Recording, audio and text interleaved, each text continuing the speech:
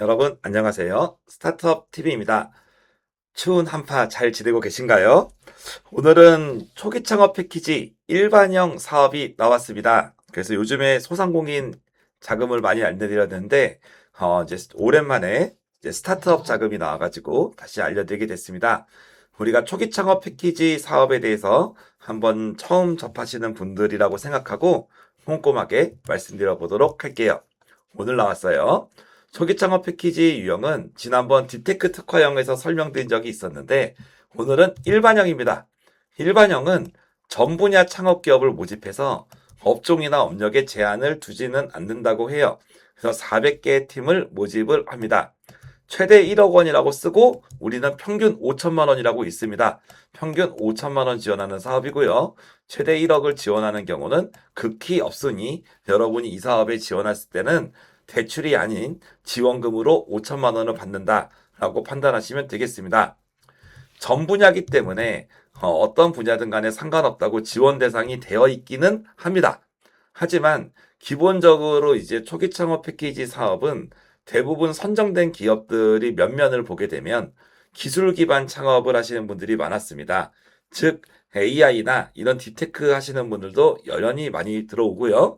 다만 어떤 특허가 있는 그런 아이디어 제품이라던가 무슨 컨텐츠 이런 분들도 가끔씩 사업성이 괜찮으면 뽑아주기도 하는 그런 사업이긴 합니다.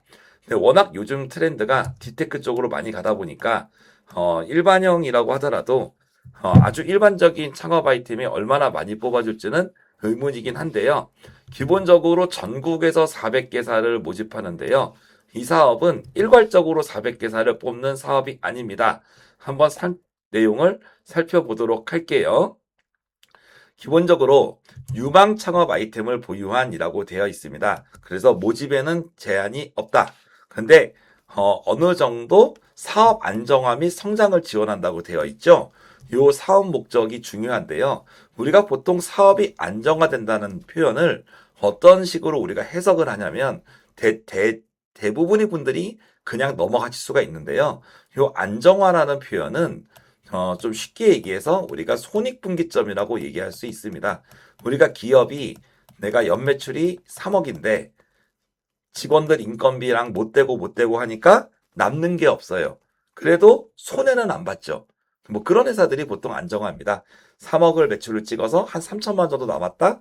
그러면은 뭐 크게 잘 되진 않았지만 그렇다고 불안하다고 하진 않겠죠. 왜냐하면 조금이라도 돈이 남았으니까. 그래서 손익분기점을 돌파했다는 거를 안정화라고 생각하셔도 여러분이 조금 이해하실 수 있을 것 같고요. 물론 3억 벌어서 1억 나오면 좀 더 안정화가 되겠죠. 그런 느낌으로 볼 수 있습니다. 그리고 성장이라는 것은 역시 단순히 손익분기점을 넘은 걸 벗어나서 매출이 좀 더 많이 올라가는 걸 의미하죠. 근데 아쉽게도 요즘에는 이런 창업 지원 사업들이 경쟁률이 세다 보니까 그런 눈높이들이 높아졌습니다. 심사의 허들이 점점 매년 높아지고 있는 것 같습니다. 초기 창업 패키지 사업은 원래 허들이 그렇게 엄청 높지 않은 사업이었는데 한 매출이 한 뭐 5억에서 10억 정도 이 정도 이상이 돼야 우리가 좀 성장이라고 보는 그런 일반적인 그런 경향이 있다라고 이렇게 좀 말씀드리고요. 공식적인 통계는 정부에서 노출을 하지 않기 때문에 그런 부분에 대해서는 공식적으로 이제 뭐가 맞다라는 말씀은 드리기가 어렵습니다. 그래서 기본적으로 매출이 없거나 아직 부족한 초기 창업 기업이라도 지원이 가능해요. 하지만 이번에 2026년에 이런 창업지원금을 5천에서 1억 정도 받아주고 회사가 성장해서 어느 정도 손익분기점을 넘는다든지 아니면은 5억에서 10억 이상의 매출을 찍는다든지 아니면은 여전히 매출은 없지만 한 팁스급이 투자를 받을 수 있다든지 이런 기업들을 주로 선발하는 사업이다라고 생각하시면 어느 정도의 가이드가 맞겠습니다. 그런 기업들을 모집을 하려고 하자는 사업입니다. 협약 기간은 10개월 이내, 10개월 동안 여러분이 지원받은 금액을 쓰는 거고요. 400개사를 모집하지만 여기 보시는 이 주간 기간 중에 여러분이 한 개를 선택하셔야 됩니다. 즉, 여러분이 수도권이면은 고려대, 단국대, 서울과기대, 서울창조경제센터, 수원대, CNT테크, 인하대 여기 나와 있는 요 7군데 중에 한 개만을 이렇게 찍어서 넣어야 되죠. 그러면 예를 들어서 고려대가 경쟁률이 10대 1이었다. 근데 인하대학교는 경쟁률이 30대 1이다. 이런 상황이 발생할 수가 있는 거예요. 그래서 이제 여러분들이 이제 주관 기간을 결정하는 것은 제일 중요한 문제입니다. 만약에 여러분이 봤을 때, 우리는 초기 창업 기업지고 실적이 너무 좋아. 매출도 잘 나오고, 고용도 많고, 투자도 받았어. 나는 어딜 넣어도 자신 있게 뽑힐 수 있어. 라고 하는 그런 기업분들은 여러분들을 가장 잘 성장을 도와줄 수 있는 그런 기관을 찾으시면 되겠고, 저는 여러모로 좀 부족한 부분이 있지만 이번에 지원금을 꼭 받아야 된다. 작년에 예비 창업 패키지를 통해서 사업을 시작을 했는데 아직 매출은 1,000만 원이 넘지 않고 직원 수도 1명이고 여러 가지로 작은 상황이지만 아이템이 워낙 가능성이 있기 때문에 이 가능성을 보고 나는 꼭 뽑히고 싶다라고 한다면 가능하면 여기 있는 기업들, 여기 있는 이 주관기관 중에서 경쟁률이 낮을 것 같은 기업들을 선발하시는 게 조금 더 유리할 수가 있겠죠. 그래서 나중에 이 공고문 밑을 보면 주관기관 소개 자료가 있습니다. 그래서 여러분들이 이 공고문만 보시지 마시고 이 주관기관 소개 자료를 보시면서 나를 잘 성장시킬 수 있는 주관기관 또는 내가 경쟁률이 낮을 것 같아서 합격할 수 있는 그런 기관, 이런 기관 쪽을 여러분이 생각해서 지원하면 되겠어요. 그래서 가끔은 이런 주관기관에다 물어보면서 경쟁률이나 이런 걸 물어볼 수도 있고요. 이런 주관기관별로 설명회를 하니까 그런 설명회를 참가하시는 것도 좋은 방법입니다. 사업화 자금은 최대 1억 원에서 평균 5천만 원입니다. 아무튼 이 초기 창업 패키지 사업은 다 좋은데 정부가 오픈을 하지 않습니다. 어떤 아이템이 선발됐는지, 어느 정도 매출액이나 투자 이런 금액 수준이 선발됐는지, 이건 우리나라 정부 지원 사업이 한계지만 그런 부분들을 전부 다 오픈하지 않기 때문에 여러분이 대략적으로 판단해서 넣어야 됩니다. 그래서 기본적으로 제가 말씀드릴 수 있는 거는 최근에 허들이 올라가다 보니까 아무래도 석박사 중심이 하이테크 쪽을 그래도 좋아한다. 그리고 실적이 많으면 좋아한다. 그럼에도 불구하고 기본적으로 초기 창업 패키지는 어느 정도 가능성 그리고 안정화나 성장 가능성이 있다면 부족한 부분이 있어도 뽑아줄 수도 있는 사업이다. 이 부분을 말씀드릴 수가 있겠습니다. 그래서 여러분이 좀 부족한 게 많다라고 생각하면은 너무 큰 기대는 하지 말고 넣어보시는 거를 추천을 하고 그리고 이런 분들이 질문을 남겨주시더라고요. 내가 아이템이 너무 부족한 거 아니냐 아니면 회사가 너무 부족한 거 아니냐 이런 얘기를 드리는데 좀 부족할수록 지방자치단체나 좀 낮은 단위 사업을 넣으시는 게 좋기는 합니다. 하지만 어쨌거나 그 낮은 단계의 사업을 넣기 위해서라도 여러분이 사업 계획서를 잘 준비를 하셔야 되고 그러다 보니까 어차피 쓰는 사업 계획서 한 번 더 쓰면 좋잖아요. 그렇기 때문에 사업 계획서는 또 쓰다 보면서 여러분이 실력이 느는 것이므로 저는 가능하면 조건이 맞으면 넣어보는 걸 추천합니다. 그 이유가 어차피 계속 쓰면서 여러분이 사업 계획서를 디벨롭을 해야 된다는 관점 그리고 어, 초기 창업 패키지는 가능성이 있으면 조금 부족해도 뽑아줄 수도 있다. 그리고 딥테크형은 아예 별도로 유형으로 나왔죠. 그러니까 조금이 가능성이 있다. 그럼에도 불구하고 초기 창업 패키지 자체가 경쟁이 매우 센 사업입니다. 제 느낌에는 10대 1 정도는 기본적으로 감당해야 되고 10대 1이 어떤 느낌이냐면 여러분이 보통 어떤 버스에 탔잖아요. 그럼 보통 버스에 30석 정도 있잖아요. 3명 뽑아주는 거예요. 맞죠? 네, 정원이 40명이다. 그럼 4명 뽑아주는 거예요. 그럴 정도로 생각보다 만만치는 않은 사업이다라고 말씀을 드릴 수가 있겠어요. 그래서 기본적으로는 창업한 기업들을 지원을 하고 창업한 기업들이 사업장 소재지를 중심으로 지원을 하고 있습니다. 그나마 최근에는 지방은 조금 우대를 하는데 약간 자기 부담금을 좀 줄여준다 그런 느낌으로 내용을 보실 수 있어요. 어쨌거나 제가 중요하게 보는 관점은 돈을 조금 깎아주는 것보다는 여러분이 좀 선정을 해서 사업에 도움이 되는 부분이니까 이건 나중에 내용을 보시면서 판단하시면 될 것 같습니다. 그리고 후속 지원으로 기술보증기금 대출 연계가 들어간다고 하는데 이 연계라는 표현은 무조건 주는 건 아니다라는 것을 꼭 이해하시기 바라겠습니다. 그래서 기술보증기금에 추천서를 써준다는 것이지 기술보증기금에서 대출 심사가 부결될 수도 있다라는 말씀을 드립니다. 그렇기 때문에 전체적인 사업의 특징을 아시겠죠? 사업지원금은 5천만 원 정도를 평균으로 준다. 그리고 약간의 투자 유치 같은 것도 지원하는데 그건 선택적으로 하시면 되고 그리고 대출 연계가 있지만 100% 대출을 주는 건 아니다라고 볼 수 있겠습니다. 그래서 창업 3년 미만 기업으로 얘기되어 있고요. 신청 가능 업력도 여기 나와 있죠.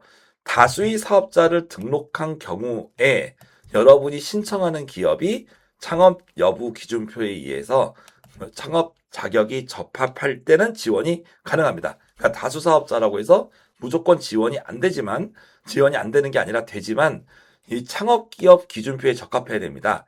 창업기업 기준표에 적합하다는 내용은 창업기업 확인서를 통해서 받게 됩니다. 여러분이 내가 창업기업에 적합한지 따져야 된다면 회사가 여러 개인 경우 반드시 창업기업 확인서를 발급을 받아보시길 바란다라는 말씀을 드릴 수가 있겠습니다.